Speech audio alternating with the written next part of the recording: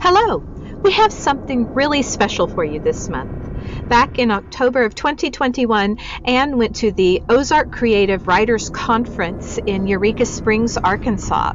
She submitted several pieces for consideration, and we are going to be reading one, Like a Good Neighbor, that won an award at the conference, and we're also going to be reading one of her favorite short stories that she submitted called The Nerve. I hope you enjoy them. Oh, hey, Marta! Vicky tried not to let her neighbor see how much she had startled her. The odd little woman was standing right outside Vicky's door. She didn't have her hand raised to knock, nor was she just passing by. She was just standing there. Vicky shrugged her purse higher on her shoulder and tried to pull the door shut behind her without physically pushing into Marta. "Is there something I can help you with?" she asked as a way of pointing out that she was trying to leave her apartment. "Actually, there is." Marta's voice was soft as the breeze that blew through the branches of the trees in the yard. The apartments had once been an old manor house, and the covered porch running the length of the second floor served as their hallway. Vicky had only been trying to ask politely for the mousy-haired woman to move out of her way, but now she could think of no way to express that without coming across as rude. She had barely ever spoken to the woman since moving into this apartment 6 months ago. Abigail downstairs told her one afternoon, as she took the trash to the dumpster, that she was certain Marta was some kind of witch. Vicky had laughed it off as the superstitious nature of the elderly. But sometimes, late at night, she swore she could hear strange noises from next door. "Okay," Vicky tried to prompt the words from her reluctant neighbor. "What is it you needed?" "I was just heading out for some errands. I've been called away for a few days, and I need someone to pick up my mail and water my plants." The words came out in a rush so fast that it took Vicky a moment to process them. "I guess I could do that." Vicky felt hesitant. Something was not quite right. "Are you expecting a lot of mail in the next couple of days?" The mailboxes for the block of apartments were next to Abigail's apartment and were as secure as any Vicky had ever had before. Surely your plants would be okay for that long. "Well, it may be more than a week," Marta amended. "Okay, sure." Vicky really wanted to get to the post office before it closed and was not willing to argue about the exact length of time. "Great!" Marta actually produced something that looked like a smile. Vicky was certain that it was a first. The woman never seemed to smile or frown. Her face was a mask of pure indifference every time she saw her. She held out her hand, showing a shiny new key. It was a wild mixture of colors, probably meant to resemble tie-dye. "Here's the key." She pressed it into Vicky's palm and turned away. "The instructions are on the kitchen table. I'll see you in a couple of weeks. A month tops." "A month!" Vicky wanted to protest, but Marta was already heading down the stairs with nothing but a large purse and her sunglasses on her head. Was the woman going to wear the same outfit for a month? Probably. Vicky sighed and tucked the new key into her pocket. She needed to get going if she was going to make it. She would worry about the bizarre request to water plants that would actually require instructions later. How hard could it be? Put some water in a can. Put it on the plants. Ugh, she'd just have to see when she got back. By the time Vicky returned, the sun was down and she felt tired. Her afternoon of a couple of simple errands and a run to the post office had turned into hours of searching around town looking for a gift for her sister. She had given up and headed home well after she normally would have been starting dinner and settling in for the evening. She clutched a fast food bag in her left hand as she fumbled in her pocket for her keys.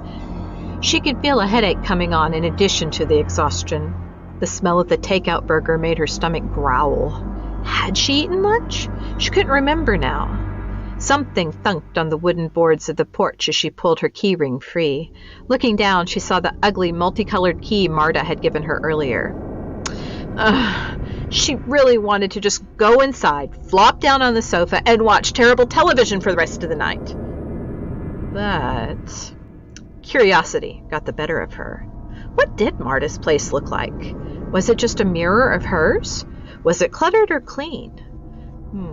Just plain nosy is what you are, Vicky scolded herself. But I could just go see what on earth she meant by directions. Justification found. Vicky scooped up the key from by her feet and took the 10 steps to Marta's door. Why did it feel so strange to stand at this door instead of hers? It was only a few yards away, but yet it felt like a whole other building. Marta had not left her porch light on, and in the rapidly fading daylight, it was hard to get the key into the lock. She noted this door set was much older than hers. The knob seemed heavy like real brass. The lock clicked and she pushed it open. The knob was still warm from the afternoon sun. The door swung in silently. It surprised her it didn't squeak or groan like a mansion in a ghost story. Not that she had any reason to expect it to. She never heard it making any noise when Marta came in or out. Maybe it was her blood sugar making her thoughts wander like that. She wondered if she should have eaten dinner first. She was getting weird in the head. She fumbled for a wall switch inside the door, but the only one she found did nothing but turn on a plant light on the far side of the room. At least she thought it might be a plant light. The room was so full of plants she could hardly see it. She took a tentative step inside, and the place smelled like a combination of a health food store and a greenhouse. There was also something less pleasant underneath, something sweet and rotten. She hoped Marta would not expect her to track down the source of that smell. She was in luck. The kitchen was where she expected it to be, and she made her way through the inside jungle to find the lights. This switch worked. Harsh, blue-white light flooded the kitchen and spilled out into the living room. She could see even more plants now, on shelves, on tables, on windowsills. There were even racks stacked with plants almost to the ceiling. Some looked like common houseplants, and she thought some were cooking herbs. Others looked like exotic flowers. Was Marta running a greenhouse out of her apartment? She saw no one come over, and certainly never saw Marta leave with plants. It was none of her business anyway. She looked around for the promised piece of paper and found it stuck to the fridge with a magnet shaped like a banana. They were the only things on the stark white surface. The rest of the kitchen was devoid of personality. The note was on lavender paper with a border of butterflies and dragonflies. It was entirely too cute for Vicky's taste. Vicky, don't worry about the plants in the living room. I have bulbs on those. They'll be fine until I get back, unless it's over 4 weeks. In that case, just refill the bulbs and put them back. It's the plants back in the spare room I need you to look out for. There's enough meat in the fridge for the first week, but you'll need to thaw more each Sunday. Whatever you do, do not go in there at night. Always feed them when the sun is high and there are no clouds. They get active in the dark. Marta. Vicky dropped the note and let it flutter down to the floor without trying to stop it. What was this? The day of the Triffids? Oh, she was so not dealing with any plants that required a supply of meat. Her head full of imagined plants like giant Venus flytraps, Vicky grabbed her dinner bag and headed straight to the door. This was absurd. She was out of here. She was only steps from the door when something behind her made a noise like dry leaves blowing across pavement. She froze. Had she imagined it? She took one more step. Nope, there it was again. It was coming from the hall, and it was getting closer. Panic made her vision go gray, and she fumbled with the doorknob. It was just like a horror movie. The monster was coming up behind her, and she couldn't get her fingers to work well enough to even work a stupid door. She refused to turn around, but it was definitely closer now. Vicky threw the only thing she had in her hands, her dinner, finally turning the knob and throwing herself back out onto the familiar porch, slamming the door behind her. She heard the sounds of something hitting the closed door as she stood trembling, her back to the rail, too scared to even move far enough to get into her own apartment. She wasn't sure if she was imagining it, but it sounded like she could hear the rustling of the paper bags she'd thrown at the thing. Maybe it was a good thing she'd gotten the extra meat.